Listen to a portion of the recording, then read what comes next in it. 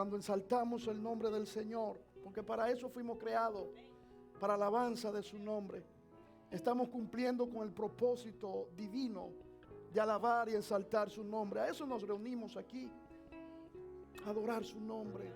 ¿Cuántos pueden levantar sus manos hoy? Gracias, Señor.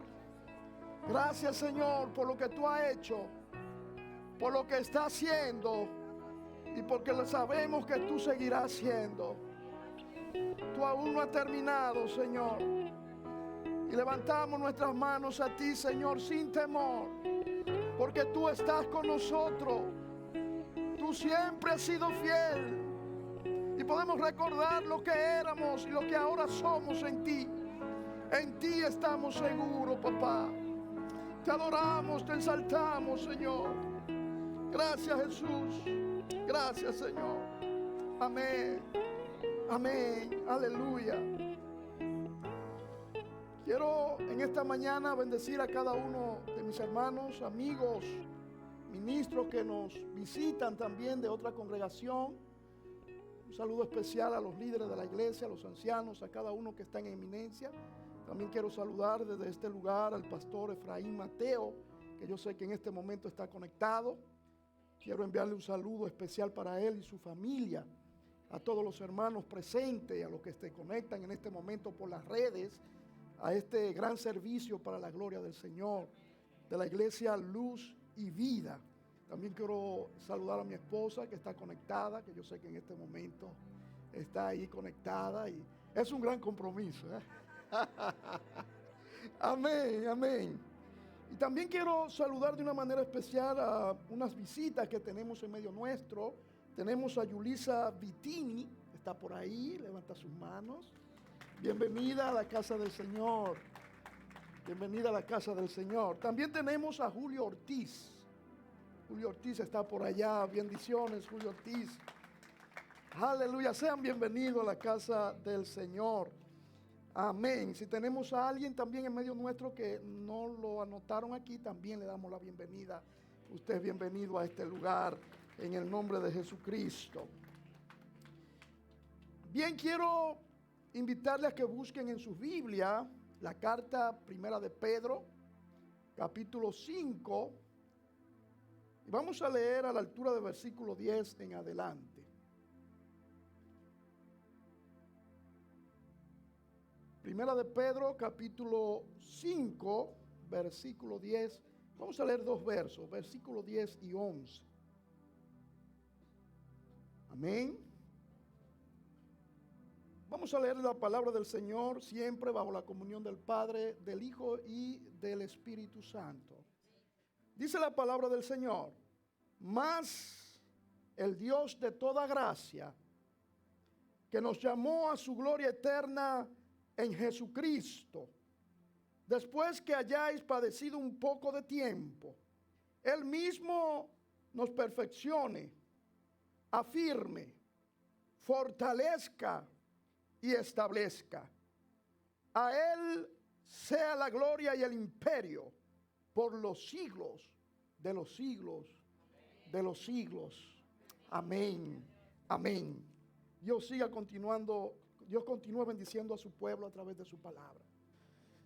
Vamos hoy a compartir el tema: el Dios de toda gracia. El Dios de toda gracia. Primero, antes de entrar al tema, quiero decirle a usted que usted está en este lugar por la gracia de Dios. Por su gracia usted está aquí de pie. Muchos hoy desearían estar aquí adorando al junto de nosotros, pero el Dios de toda gracia lo miró a usted desde un principio, hizo una cita y usted está aquí porque Él, por su gracia y por su divino amor. Fíjese que cuando nosotros hablamos de la gracia de Dios, estamos hablando de un tema muy común a lo largo de toda la Biblia, que concluye en el Nuevo Testamento con la venida de nuestro Señor Jesucristo. Juan, en el capítulo 1, versículo 17, dice lo siguiente: pues la ley por medio de Moisés fue dada, pero la gracia y la verdad vinieron por medio de Jesucristo. La palabra traducida como gracia en el Nuevo Testamento proviene de la palabra griega charis, que significa favor, bendición o bondad. Todos podemos extender la gracia a los demás, pero cuando la palabra gracia se usa en relación a Dios, adquiere un significado más potente. La gracia es que Dios nos escoge para bendecirnos en vez de maldecirnos, a pesar de que nuestro pecado lo merecía. Esta es su bondad derramada hacia los indignos. En Efesios capítulo 2, versículo 8 dice: porque por gracia sois salvo por medio de la fe, y esto no es de nosotros, sino es un don de Dios. La única manera en que cualquiera de nosotros pueda entrar en una íntima comunión con Dios es por causa de su gracia derramada hacia nosotros. La gracia comenzó en el huerto del Edén, cuando Dios mató un animal para cubrir el pecado de Adán y de Eva. Él podría haber matado a los primeros seres humanos en el momento que ellos desobedecieron, pero en lugar de destruirlo, Él escogió un camino para que ellos pudieran estar bien con Dios, para que ellos pudieran reconciliarse con su Dios. Y este patrón continuó a lo largo del Antiguo Testamento, cuando Dios instituyó sacrificio de sangre como una forma para expiar el pecado de los hombres. Pero no fue la sangre de estos sacrificios que limpió a los pecadores. Fue la gracia de Dios que perdonó a todos aquellos que depositaron su confianza y su fe en Él. Dios es el promotor de la gracia, y toda otra gracia fluye de Él. La gracia de Dios es un don inmerecido, es un don gratuito que Él otorga a toda la humanidad. Es un favor inmerecido que Dios otorga a través de la obra redentora de Jesucristo en la cruz del Calvario. La gracia de Dios es una manifestación del amor y de la misericordia de Dios hacia nosotros, que nos ofrece salvación y vida eterna. Cuando aceptamos a Jesús como nuestro Salvador y ponemos nuestra fe en Él, recibimos el perdón de nuestros pecados y a la vez tenemos el libre acceso a esa gracia divina. Fíjense que los receptores de esta carta, a quien Pedro se dirige en ese entonces, estaban padeciendo diversas aflicciones. Estos hermanos habían sido expulsados de su tierra natal. Algunos los acusaban como traidores a la patria y fueron dispersos por toda Asia Menor. Los ciudadanos de su época los trataban mal, los acusaban de rebeldes y de malhechores. Entre las autoridades civiles recibían escarnios y eran acusados injustamente de crímenes que ellos nunca habían cometido. Esto llevó a que estos hermanos tuvieran que pasar por diferentes y diversas pruebas, por grandes aflicciones, por terribles dolor. Y Pedro llega al final de esta carta con una especie como de canto de victoria y de esperanza para estos creyentes que estaban padeciendo estas persecuciones. Él les exhorta y le dice lo siguiente: el Dios que se nos ha mostrado en todo este recorrido verdaderamente es el Dios de toda gracia. Debemos de reconocer que la forma como Él nos presentó a Cristo cuando experimentó los terrores de la cruz, llegando a la resurrección glorificación y exaltación, nos habla de un Dios de toda gracia. Pero las enormes pruebas de los creyentes receptores de esta carta, sus terribles sufrimientos, hasta participar de la muerte, de la persecución y su victoria final, nos hablan de un Dios de toda gracia. Pero la propia vida de Pedro, su experiencia en la negación y luego la manera como Dios lo levanta y lo usa como el gran apóstol del Pentecostés y el pastor de muchos hermanos, nos habla de un Dios de toda gracia. Y es que la gracia de Dios es la que nos hace ver nuestra mísera condición, y esta a su vez nos conduce a la misericordia divina. Es la gracia de Dios la que nos confronta frente a nuestra propia justificación. Ella nos dice que el cielo no es el resultado de mis buenas obras o de mis actos de bondad que yo pueda mostrar hacia otros.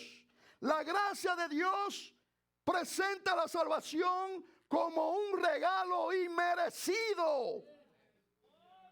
Y me dice que por mi propia naturaleza pecadora quedé expuesto bajo el juicio divino.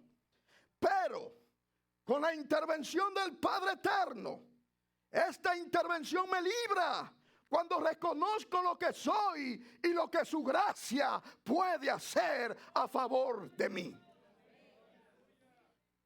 Pedro toca el tema de la gracia de Dios no solamente en el contexto de un atributo personal, sino en la dimensión de todas aquellas cosas que nosotros ahora la tenemos como posible, ahora que hemos pasado a ser hijos de Dios.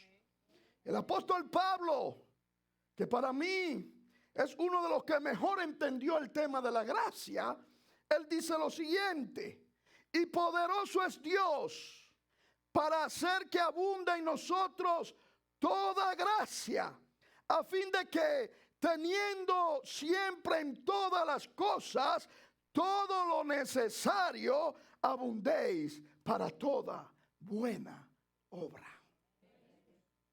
La pregunta que debemos de hacernos es: ¿qué hace el Dios de toda gracia?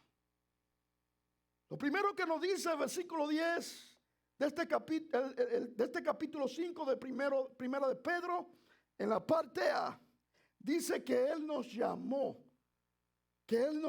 a su gloria eterna en Jesucristo. Lo primero que hace el Dios de toda gracia es que nos llama. La Biblia es un libro que contiene el llamado divino. Apenas el hombre había pecado contra Dios y nos encontramos el primer llamado. Cuando Dios buscaba a Adán y Eva, cuando se escondían, lo primero que Dios le preguntó: ¿dónde estás tú? ¿Dónde estás tú? Y esa es la pregunta que nos revelaría a la criatura alejada de su creador. Desde ese momento comienza el llamado divino. Dios pudo haber dejado al hombre en su condición de miseria, envuelto en el pecado. Él pudo haber hecho otro ser, actuando como hizo con los ángeles que cayeron, dejándolo bajo una condenación eterna. Pero sin embargo, Dios inicia su obra de llamamiento para que el hombre se volviera hacia Él. La primera cosa que hace el Dios de toda gracia es llamar a los hombres. Lo llama desde su condición pecaminosa para convertirlo en hijos y en herederos. Los llama desde su posición muchas veces arrogante e incrédulas, para convertirlos en reyes y sacerdotes. Los llama porque Él no quiere que nadie se pierda, sino para que todo el mundo proceda al arrepentimiento. Pero los llama también porque Él no hizo el infierno para que los hombres sufran en él.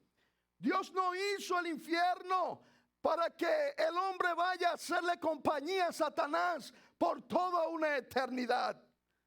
Pero no solamente los llama para que escapen de todas estas cosas, sino para que en el tiempo presente vivan y disfruten de las bendiciones de ese llamado.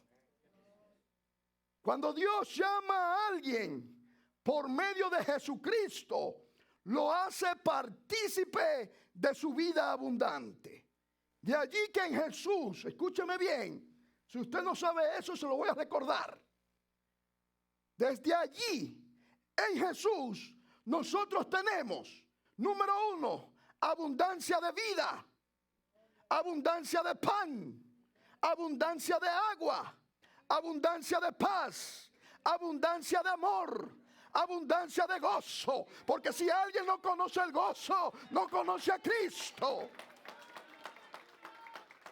Pero también tenemos abundancia de significado.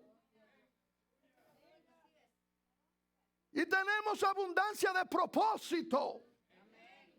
Cuando estamos en Cristo, sabemos quiénes somos, por qué estamos aquí y cuál es nuestro destino final.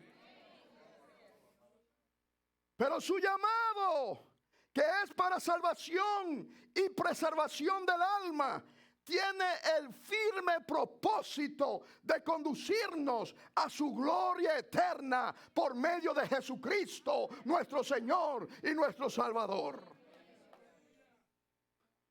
Los hombres no saben lo que se están perdiendo cuando desprecian este llamado. No saben todos los beneficios que se pierde cuando usted le da la espalda a Cristo. ¿Sabrá usted lo que Dios tiene reservados para aquellos que le aman? ¿Conocerá usted el tamaño de la gracia de Dios para bendecir su vida y su familia? Pero además, el Dios de toda gracia nos permite ser probados. Y me gusta ese silencio. Dice la parte B de este verso 10. Después que hayáis padecido un poco de tiempo. Y lo bueno es que dice poco. Y Pablo dice, esta leve tribulación momentánea produce en nosotros un cada vez más excelente y eterno peso de gloria. No mirando las cosas que se ven, sino las que no se ven.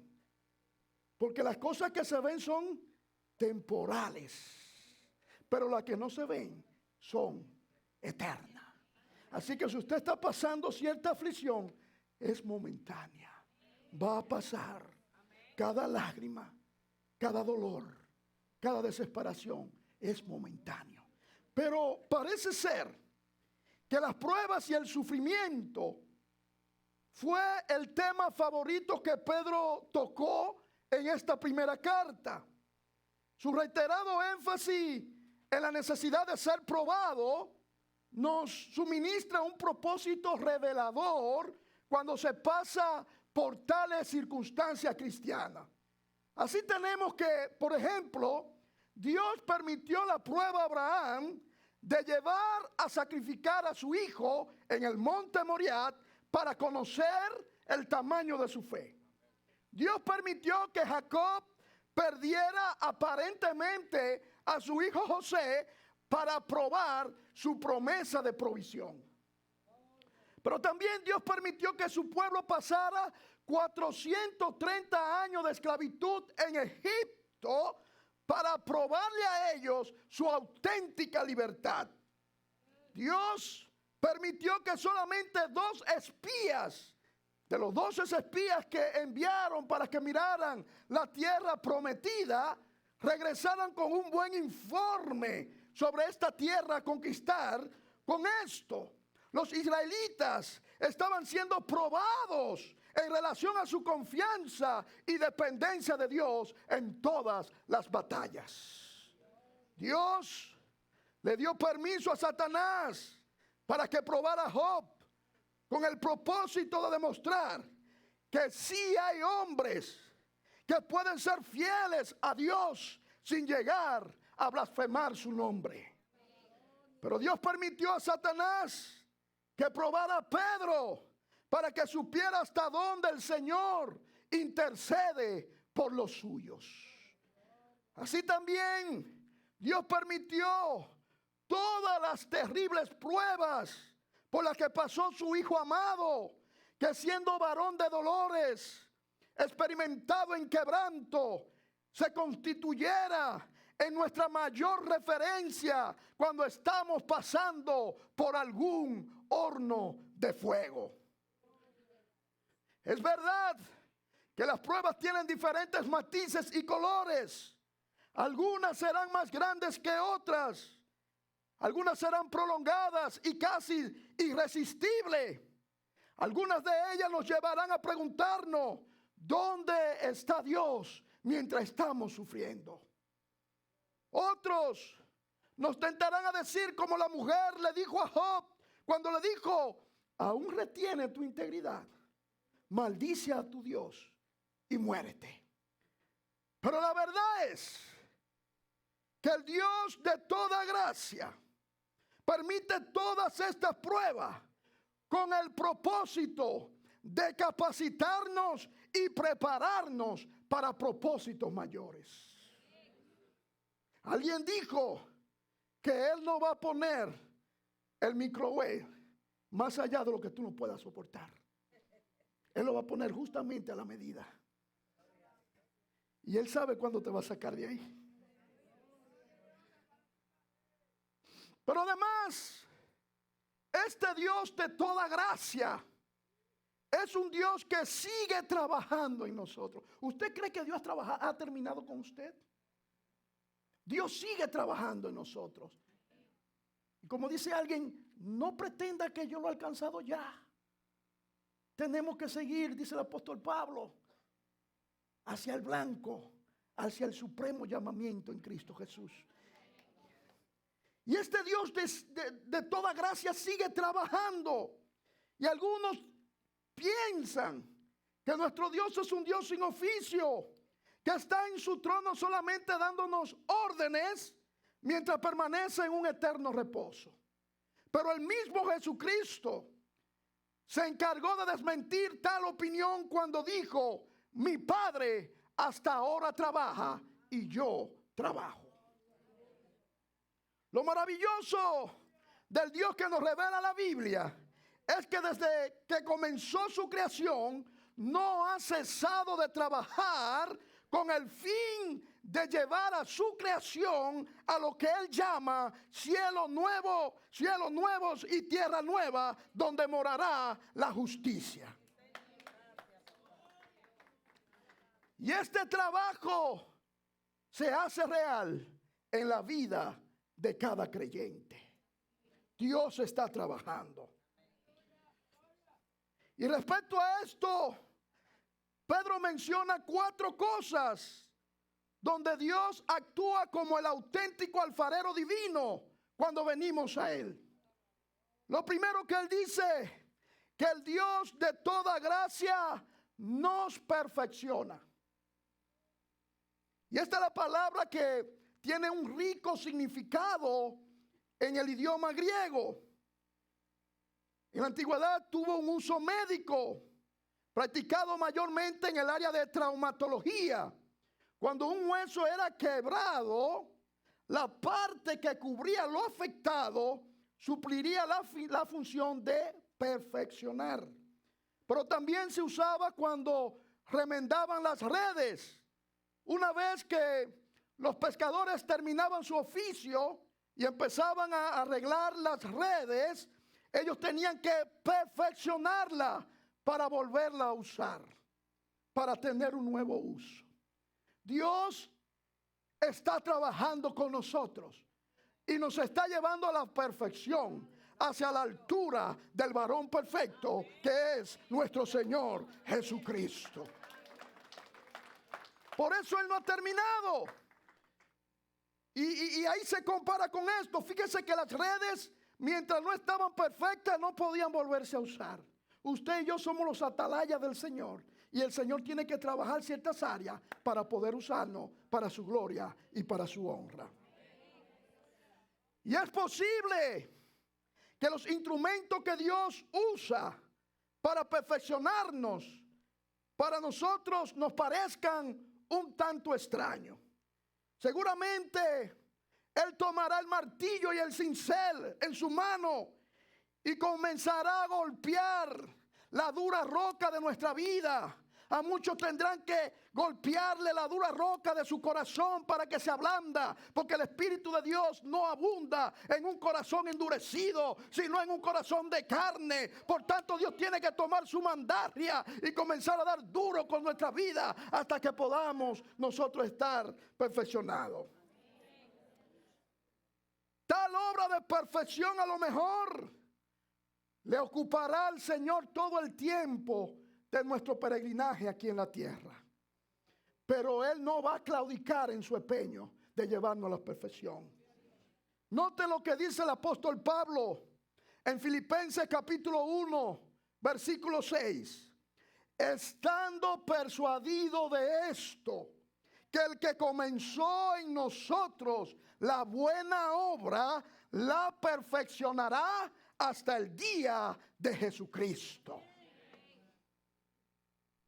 Por eso, y voy a hacer un paréntesis, no se extrañe cuando algún hermano, algún líder cometa un error. Todavía está siendo trabajado, está siendo perfeccionado y hay áreas en su vida que Dios la está trabajando. No piense usted que desde que usted viene a los pies del Señor es como una varita mágica, ya usted cambió. Y le vamos a poner 2 alas de ángeles. Y usted es perfecto. Y no tiene defecto. Y no tiene debilidades. El Señor comenzó la buena obra. Él está trabajando. Y la buena noticia que tenemos es que la va a perfeccionar. Hasta el día de nuestro Señor Jesucristo. Pero el Dios de toda gracia también nos afirma. Fíjense que nosotros vivimos tiempo donde los cimientos más sólidos parecen quebrantarse debajo de nuestros pies. Donde los valores más firmes llegan a ser tan vulnerables. Donde el fundamento de nuestros principios tienen a ser asaltado por muchos vientos de doctrina. Ninguna época había sido tan caracterizada por la movilidad en todos los órdenes que la que nos presenta el final de estos tiempos. Frente a todo esto, el oír que el Dios de toda gracia se propone afirmarnos no solo es un gran aliento, sino una noticia que nos llena de esperanza. La palabra griega para afirmar tiene la idea de hacer algo tan sólido como el granito mismo. Y la razón por la que Dios quiere afirmarnos es para que nunca andemos a la deriva. A veces hay mucha inestabilidad en la vida espiritual. Y la pregunta que debemos de hacer es, ¿qué clase de creyentes somos? ¿Veletas movidas por el viento o rocas firmes, estables frente a cualquier tormenta? Dejemos que el Dios de toda gracia nos afirme, de modo que seamos creyentes sólidos para bendición de este mundo. Pero también el Dios de toda gracia nos fortalece. El salmista David experimentó en todo su caminar con Dios esta fortaleza divina. Él dice en el Salmo 27, versículo 1, Jehová es la fortaleza de mi vida. ¿De quién he de atemorizarme? Y en el Salmo 28, versículo 7 dice: Jehová es mi fortaleza y mi escudo, en él confió mi corazón. La experiencia de David como rey, como hombre guerrero, hombre del templo, pero sobre todo como hombre con grandes debilidades semejantes a la nuestra, hizo de la fortaleza divina su bandera y su triunfo. Y es que Dios reemplaza nuestra debilidad con su fortaleza. Por eso el apóstol Pablo dice: por cuanto cuando soy débil, entonces soy fuerte. Porque en mi debilidad Dios comienza a entrar en acción y Él glorifica su nombre. Dios trabaja constantemente para fortalecernos, especialmente en aquellas áreas donde es más notoria nuestra debilidad. Algunos no tienen debilidad, todos tenemos debilidad. Y Dios está trabajando en ella. Y aquí sería bueno recordar que cuando estemos a punto de perder nuestros combates espirituales, hay un Dios que ni se cansa ni se fatiga en cansancio. Él está allí para fortalecernos de manera que no nos va a dejar claudicar. Tal fortaleza nos es dada a través de Cristo. El creyente puede vivir y puede caminar bajo esta promesa y esta expresión que hizo el apóstol Pablo en Filipenses 4:13, cuando dice: todo lo puedo en Cristo que me fortalece. Así que ánimo, hermano, ánimo, amigo que me escucha. Tú no estás solo. Dios está contigo. Dios batalla a tu favor todos los días. Dios no conoce la derrota. En Él somos más que vencedores. De Él viene nuestra fortaleza en medio de las debilidades. Pero el Dios de toda gracia nos establece. El trabajo de la gracia divina no es a media. El interés de Dios es hacer de nosotros verdaderos cristianos, auténticos discípulos, que en todo glorifiquemos su nombre. En la mente de Dios seguramente está el varón bienaventurado del Salmo 1, que llega a ser como árbol plantado junto a corrientes de agua, que da su fruto en su tiempo y su hoja no cae, y todo lo que hace prosperará. La Biblia nos presenta a Cristo como la piedra angular y a su vez como la roca donde descansa el edificio de nuestra fe. El divino arquitecto, Dios el Padre, a través de Jesucristo, ha puesto su fundamento para que nosotros nos establezcamos en Él. Lamentablemente, y duele decirlo, los hombres siguen construyendo sus vidas sobre otros fundamentos. Muchos siguen al humanismo con todo su aspecto secular, que en el fondo se constituye tan falso y perverso que aleja cada vez más a la criatura de su creador. Y sutilmente el humanismo se ha estado filtrando en las iglesias, pensando que todo lo que se mueve es emoción. El Espíritu de Dios no es emoción. El Espíritu de Dios es Dios trino. Y cuando Él se mueve, Él se mueve. La gente sigue construyendo su vida sobre la base del materialismo y el capitalismo. Para muchos, todo gira en base al poder adquisitivo que se tenga para vivir. Otros se declaran ateos, otros gnósticos o libres pensadores. Pero ninguna de estas filosofías puedan ser base que traiga felicidad al hombre.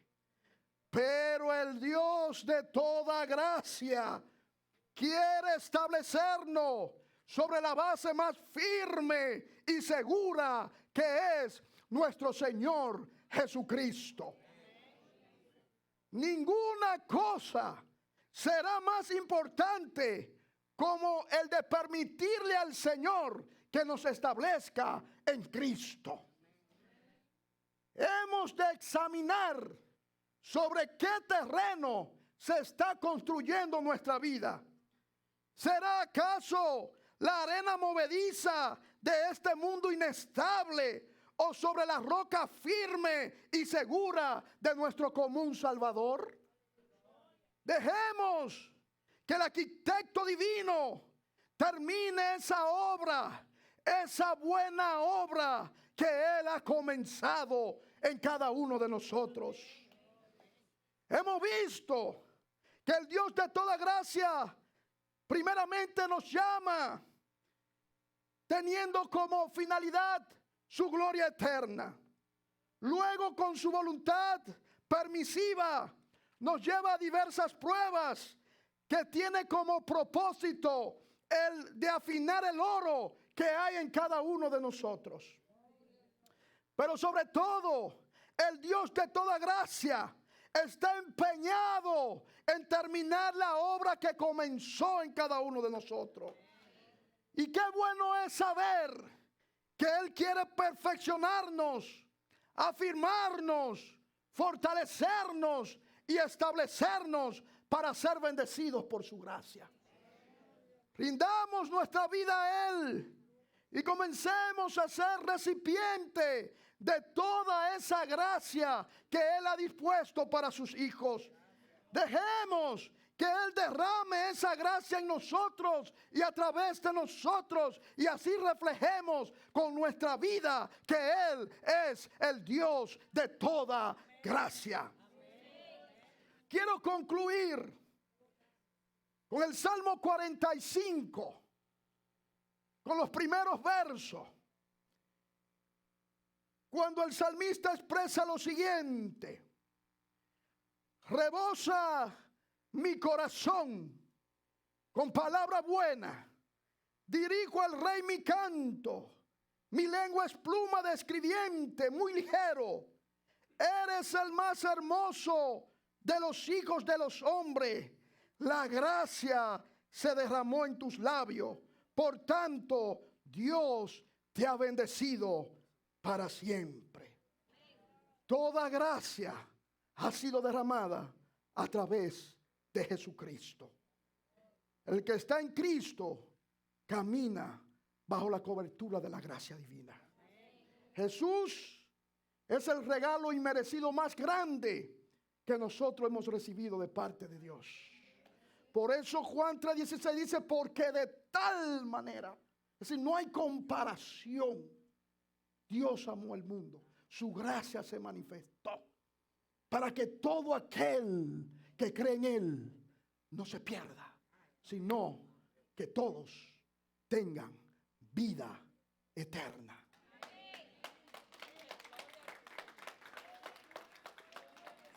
La gracia de Dios sigue disponible. Los brazos están abiertos y llama al hombre sin importar su condición, sin importarle a él lo que haya pasado. A Dios no le interesa tu pasado, porque si Dios examinara nuestro pasado no estuviéramos aquí. Pero su gracia nos alcanzó cuando estábamos muertos en delitos y en pecado. El que conoce la dimensión de la gracia divina no le da lugar al orgullo ni a la vanagloria, porque sabe de dónde Dios lo sacó y lo que Él es hoy en Cristo. Vive para glorificar su nombre. Estamos aquí por su gracia.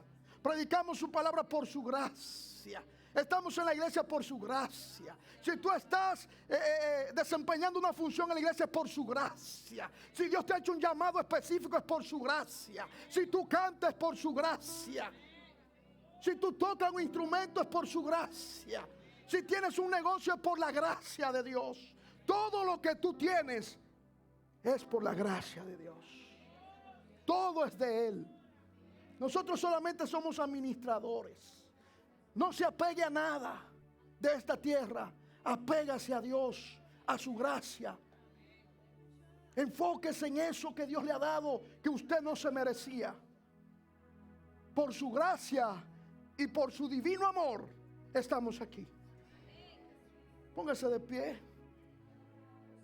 Quiero hacerle un llamado primeramente a los que están en las redes. Si los que están conectados ahí hay alguien que quiere recibir a Cristo y venir a ser partícipe de esta gracia divina, esta es tu oportunidad. Quiero también hacerle un llamado a alguien aquí que no conoce al Señor.